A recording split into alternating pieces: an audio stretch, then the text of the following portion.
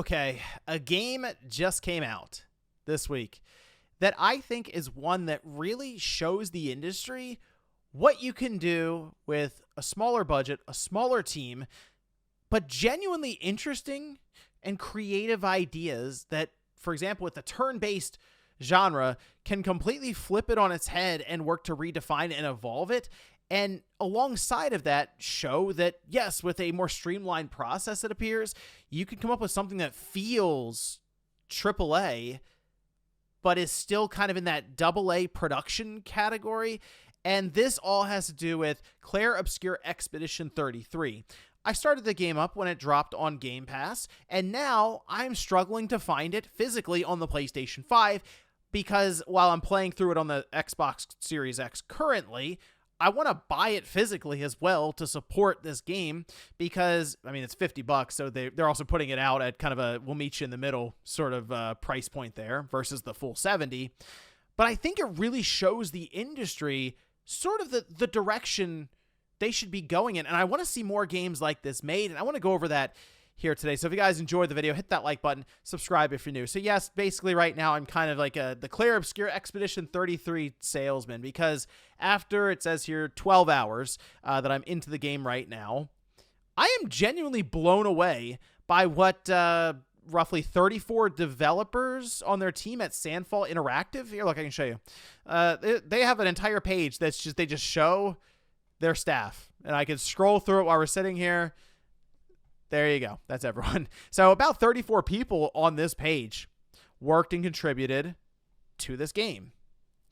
So I'm looking at this, and then I'm looking over at other big budget, high production games that take hundreds of people, sometimes thousands when you look in the credits. And I'm sure when the credits roll here, there'll be probably more people, special thanks and outsourcing, some other stuff. But the point is, this isn't a game that cost hundreds of millions of dollars to make, all right? Now, they've already gone out on Twitter X and thanked everyone for 500,000 copies sold, which that alone should tell you sort of the budget and the expectations that they have and that they're working with here, which to me, once again, is sort of the correct path for the industry here. I mean, we're even to the point where there are talks here about a film for the game, and you know what? I think a film could actually work for this one because the premise is very good, and it is very much an adventure style game. Like, there is a clear plot that is beat to beat, minute to minute, sort of keeping you on track without too much time wasted. So very quickly, the premise of this game, and I'm going to do everything in my power not to spoil anything.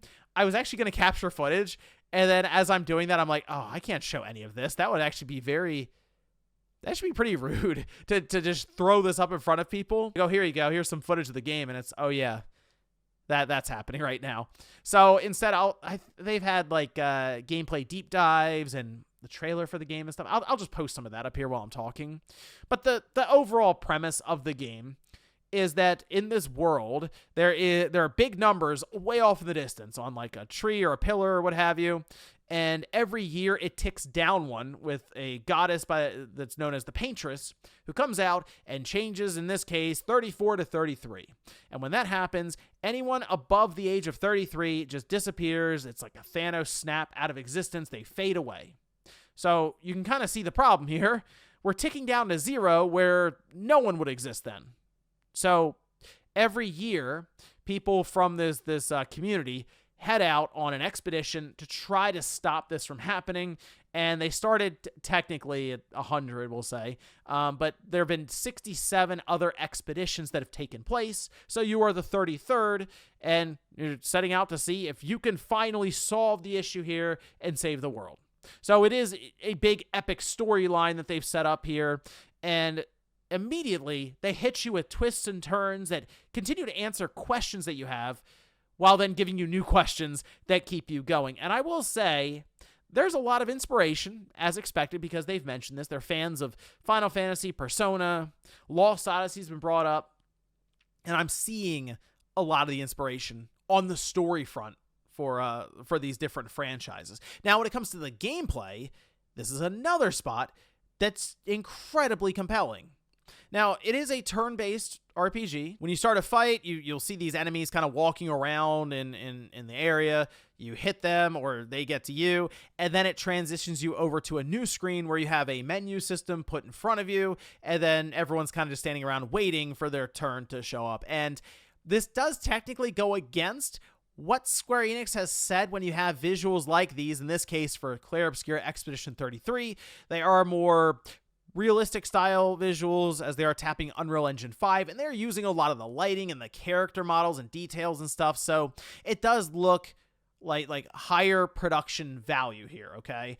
And what Square's issue was, as I believe it was described by Yoshi P, is that as visual fidelity gets better, the turn-based style doesn't necessarily line up. It just doesn't feel as realistic. So instead, it makes more sense to lean into an action-based game, because for the mainstream who you would need to support something like this when it comes to the amount of money invested, it's easier to just mash A or cross or circle or whatever 4 or 5 times and a bunch of cool stuff happens on screen, like in an action RPG setting.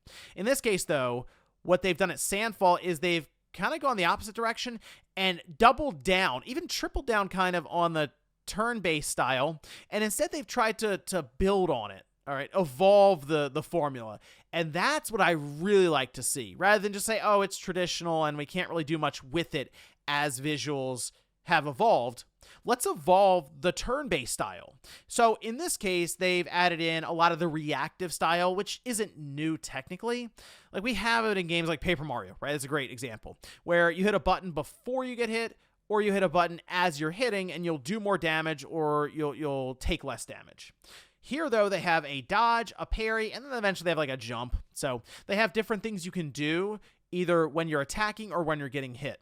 The dodge has a much larger window that'll avoid damage. The parry, though, while also avoiding damage, has the chance to just reflect a bunch of damage back at the enemy without taking up your turn, and in many cases will do more damage than you can, just outright with spells or abilities that you have at your disposal. The problem is the parry is a very small window, so there is a lot of risk and reward here. But the idea is you can use the dodge to maybe learn the enemy's patterns or their combos or their mannerisms, and then use the parry to deal a ton of damage. All of this, of course, alongside of using these reactive button presses to strengthen maybe your fire spell, or maybe your healing ability, or your protection with shell, or that's the thing is really cool. They've worked this in to everything so that when a battle happens, it feels very meaningful and it feels very impactful. So you have to pay attention to everything. It's not a sense of, oh, here we go, I'll go into this battle. I'm way more powerful, so just auto battle, just press that and it'll do it all for me. It's not an automated game. It wants you to continuously interact with what's happening on screen. And in some cases, that does sort of fly in the face of what turn battle systems end up becoming, which is something you can just let the AI take care of for you, again, with auto battle or just mashing confirm over and over again and just getting through it. No, if you do that, even with some of the weaker enemies, especially early on, I mean, they'll just wipe you out. So you have the interesting premise. You have the good visuals. You have incredibly interesting gameplay, but then the music hits. And I'm telling you guys, this is something special. Now, I do think they have some balancing issues here. Like, sometimes the score will come in and completely drown out whatever's being said on screen at the time. So that's something maybe they can work out in a patch to, at times, lower the volume a little bit on the music. But the music does such a good job based on the tone of this game. There's a lot of despair, a lot of doom and gloom, as you'd expect, since, oh wow, that number ticks down constantly every year, and well, we're getting older, so it's kind of like a lot of these people are just staring death in the face at all times. And the music does a really good job to help with, at times, limited dialogue. So there is this thing that we get in games now where they over-explain a lot. They feel the need to talk in spaces where they don't have to. Here, though, it is the sense of the music will fill the silence, and it does such a good job for even some of these characters to just sort of look around and see each other while it's playing. And it does more than, I would say, what most dialogue could do at that time. And it's very, very impressive stuff. So when I look at this, and I look at the number of people who made it, and then I realize, oh wait, some of these people are even from Ubisoft. Someone worked on, like, I think the person, the CEO or director worked on Ghost Recon Breakpoint. It's like, okay, hold on a minute. if you get the right developers together and you let them make what they want to make, sure, it doesn't have the microtransactions or the battle passes, but they make a game that's really, really good. I mean, you could say just exemplary at this point. It's 92 on Metacritic. It's most likely to be a Game of the Year contender just based on what we're seeing. We still need to find out what else is going to be released, of course, but it definitely stands out. And it's a game that, if you consider, you weigh out everything, budgets, like for a game like this to try to achieve this, it doesn't make sense. But then you also wonder, is it just because the industry sort of painted a picture where we believe it shouldn't make sense, but it actually does? I like what I'm seeing here from Sandfall. I mean, this is their debut game. They did go into Game Pass, but in some ways it can help with exposure, and that's a big thing for them now, and I think one of the reasons they're so excited for people to just be playing the game. Who knows, maybe that Game Pass deal like helped even out their expenses on development. But really at this point, it's just, hey, look what we made. Go ahead and play it. I mean, it's one of the reasons I'm sure it's a $50 price on the thing. It's not even full price, quote unquote. We're talking about $80 games. Here comes Sandfall with a $50 Clair Obscur Expedition 33.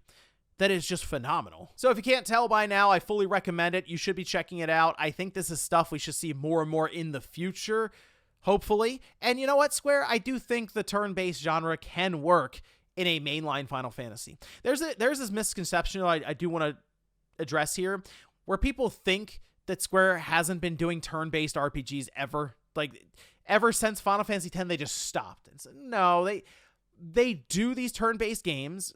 Octopath Traveler, Live Alive, Dragon Quest 3 HD 2D. They're doing Dragon Quest 1 and 2. Dragon Quest 11 was a thing. We'll see about Dragon Quest 12. The point is, though, they seem concerned about something like this working in their big budget Final Fantasy 17. I think it can work, but I think they need to actually be more innovative about it. And hey, maybe Expedition 33 is a bit of a wake-up call in that regard, because when you stylize it and you really show that each battle is meaningful and it makes you feel powerful for learning enemies' combos and mannerisms, and you pull off a parry just right, it is actually one of the most satisfying elements to a game in quite some time.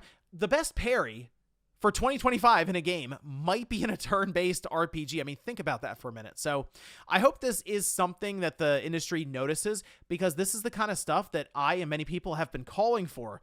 Reining in the budgets, getting more creative, and thinking a bit outside the box to make it work, because at the end of the day, it's really about the game and it's really about the fun. Not necessarily how many pores you can see on your character's skin, or where's the ray tracing reflections, and is the game good? Is it fun? Is it interesting? Does it pull you through without you feeling like it's a chore? All right, yeah, maybe I'll buy it and check it out then. That's really what it comes down to at the end of the day, and I'm really happy to see Clair Obscur Expedition 33 getting the attention it is, but I kind of think it needs more. So that's why I decided to make this video. But let me know what you guys think about this one down below. If you've had a chance to play Clair Obscur, or maybe you're someone who's thinking about it, you're not sure if you want to jump in and try out this new turn-based RPG. Hopefully this maybe give you a little bit of a push to go for it. Thanks guys for watching, and I'll see you next time.